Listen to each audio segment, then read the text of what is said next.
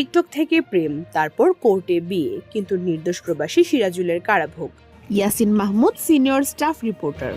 ব্রাহ্মণবাড়িয়ার সরাইল উপজেলার কুট্টাপাড়া এলাকায় টিকটক থেকে পরিচয়, পরবর্তীতে প্রেম ও বিয়েকে কেন্দ্র করে দায়ের করা একাধিক মামলায় চরম উত্তেজনা বিরাজ করছে। এসব মামলার হয়রানির শিকার হয়ে 1 মাস 10 দিন কারাভোগ করেন নির্দোষ পাত্রের বড় ভাই প্রবাসী সিরাজুল ইসলাম। একটা প্রেমের সম্পর্ক আমার ছোট ভাইয়ের সাথে। প্রেমের সম্পর্কটা হলো, ছোট ভাই আমার হইলো ভাই, সরাইল ছোট দেওয়ানপাড়া। বাবার নাম রাশেদ আলী, মেয়ের নাম সুমাইয়া। প্রেমের সম্পর্ক চলতো। ছেলেটা ছিল আপনাদের সৌদি আরবে। মেয়েটা ফোনের দ্বারাতে ছেলেটার লোকের সম্পর্ক হয়। হওয়ার কালে ছেলেটা চলে আসে বাংলাদেশে। আসার পরে মেয়েটার লোকে এই প্রেমের সম্পর্কটা গভীর হয়ে যায়। হওয়ার পরে 3 বার আমাদের বাড়িতে মেয়েটা আসে। আমি এলাকাবাসী এবং মুরব্বীদেরকে নিয়ে, মেম্বারকে নিয়ে আমরা এটা দিয়ে দিই। সুরজ মেম্বারের হাতে 3 বার দিয়ে দিছি। স্থানীয় সূত্রে জানা যায়, কুট্টাপাড়া পশ্চিমপাড়া আফরান আহমেদ বকুলের সঙ্গে সরাইল থানার রাশেদ আলীর মেয়ে সুমাইয়ার প্রথম পরিচয় হয় সামাজিক যোগাযোগ মাধ্যম টিকটকের মাধ্যমে। এক পর্যায়ে তাদের মধ্যে প্রেমের সম্পর্ক গড়ে ওঠে। বকুল বিদেশে চলে গেলে সুমাইয়া কিছুদিন কুট্টাপাড়া উত্তরপাড়ায় আফরানের বাড়িতে অবস্থান করেন। পরে পরিবারের সিদ্ধান্তে সিরাজুল ইসলাম সহ এলাকার গণ্যমান্য ব্যক্তিরা তাকে বাবার বাড়িতে পাঠিয়ে দেন। আসলে কোর্টের মাধ্যমে বিয়ে হয়েছে কিনা এগুলো তো জানি না। এদের মধ্যে প্রেম গঠিত একটা বিষয় ছিল। প্রেমের কারণে এরা একজন নিয়ে পালাই গেছে এবং এরা দীর্ঘ সময় এদের কাছে মেয়ে ছিল। ধরেন 2-2.5 মাসের মতো ছিল। 2-2.5 মাস পরে আবার মেয়ে উদ্ধার হয়েছে। উদ্ধার বলতে এরা এর ভিতরে অনেক দখল গেছে। ধরেন এরা আমাদের কাছে কমিটমেন্ট করছিল যে এরা ওই যে আহাদ আলী সর্দার, সাবেক মেম্বার সহ এরা এলাকার গণ্যমান্য ব্যক্তিরাও আসছিল। এরা সিদ্ধান্ত ছিল যে আমার এখানে মেয়ে দিলে আমরা যাই ঝামেলা যেটা আছে ছেলের বাপেরে বললে, মেয়ের বাপেরে বললে আমরা উড্ডি করাম আর কি। আমি কমিটমেন্ট করছিলাম। তো এরা আর আমাদের কাছে আনে নাই না, এরা পিবিআইতে দিছে। তো পিবিআইতে দেওয়ার পরে পিবিআই দ্বারা আবার 22 দ্বারা করে মেয়ের ইচ্ছায় যে ছেলের কাছে যাবে, বাবার কাছে আসবে না। এই পরিপ্রেক্ষিতে যেহেতু মেয়ের বয়স 14 বছর 7 মাস, সেই হিসাবে মেয়ের এরা শিশু কুলে দিছে, যে শিশু কাস্টডি দিছে চট্টগ্রামে। 8-10 দিন থাকার পরে মেয়ে আবার কান্নাকাটি করে পরে মেয়ের বাবার জিম্মায় চলে আসছে। বাবার এখানে আছে আর কি। পরবর্তীতে বকুল বিদেশ থেকে দেশে ফিরে আসলে তাদের সম্পর্ক আরো গভীর হয়। পরিবার এই সম্পর্ক মেনে না নেওয়ায় তারা বাড়ি ছেড়ে পালিয়ে যান এবং ব্রাহ্মণবাড়িয়া শহরের একটি নোটারি পাবলিক কার্যালয়ে 3 লাখ টাকা দেনমোহরে বিয়ে সম্পন্ন করেন বলে দাবি করা হয়। বিয়ের দলিল অনুযায়ী ভলিউম নম্বর 1 ও রেজিস্ট্রেশন নম্বর 451। আমাদের দুজনের বিয়ে হয়েছে। আমি আমার স্বামীর সঙ্গে ভালো আছি এবং স্বামীর সংসার করতে চাই। আর এটা নিয়ে আমার মা বাবা ও সুরজ মেম্বার আমার শ্বশুর বাড়ির লোকেদের প্রতি ঝামেলা করতেছে। তো আমার একটাই অনুরোধ এলাকাবাসী ও জজ ও হাকিমের কাছে, আমার বাবা মা ও সুরজ মেম্বার যাতে মামলা মোকদ্দমায় না যায়। এ ঘটনার পর সুমাইয়ার বাবা রাশেদ আলী ব্রাহ্মণবাড়িয়ার চিফ জুডিশিয়াল ম্যাজিস্ট্রেট আদালতে নারী ও শিশু নির্যাতন দমন আইনের নির্দোষ 4 জনকে আসামি করে মামলা দায়ের করেন।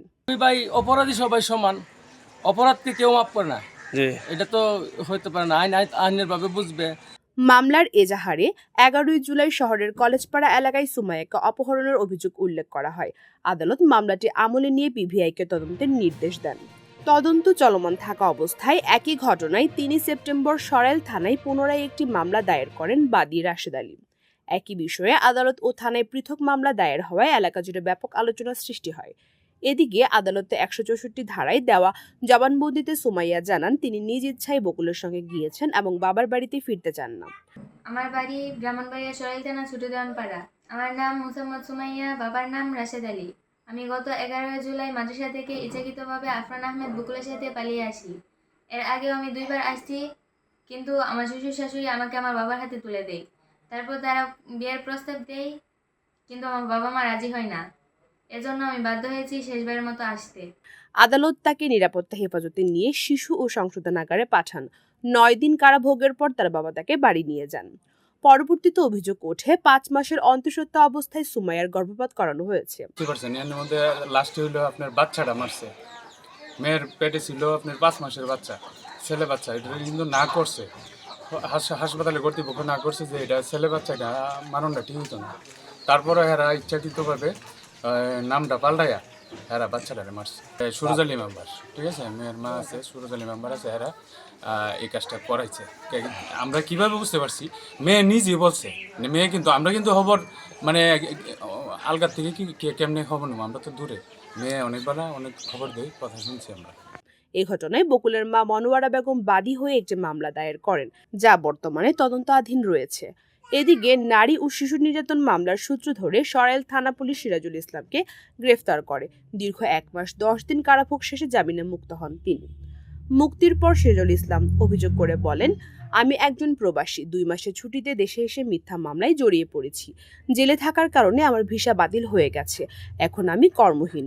আপনার এই বিষয়ে কোনো কিছু জানি না, আমি একজন প্রবাসী। আমি বিদেশ থেকে বাড়িতে আসার পরে আমারে তারা ধরাই নিয়ে যায়, আমার এই ভিসাটা সম্পূর্ণ নামের গেছে, আমি জেল থাকাকালীন। তিনি আরো বলেন, বিষয়টি মীমাংসায় আসায় স্থানীয় ইউপি সদস্য সুরজ আলীকে 1 লাখ টাকা দেওয়া হয়েছে। তবে সুরজ আলী এই অভিযোগ অস্বীকার করে বলেন, তিনি কোনো টাকা পয়সা নেয়নি। তিনি উল্টো হুমকি দিয়ে রাতের ভেতরে তাদের বাড়িতে পুলিশ পাঠাবেন বলে হুমকি প্রদান করেন। টাকা অর্থ লেনদেনের যে বিষয়টা আপনি বললেন, নিতান্ত হাসির কথা। এরা 5 লাখ টাকার ওজনের মানুষ কিনা এটা জানতেইব, আর 1 লাখ টাকা অর্থ লেনদেন করছে।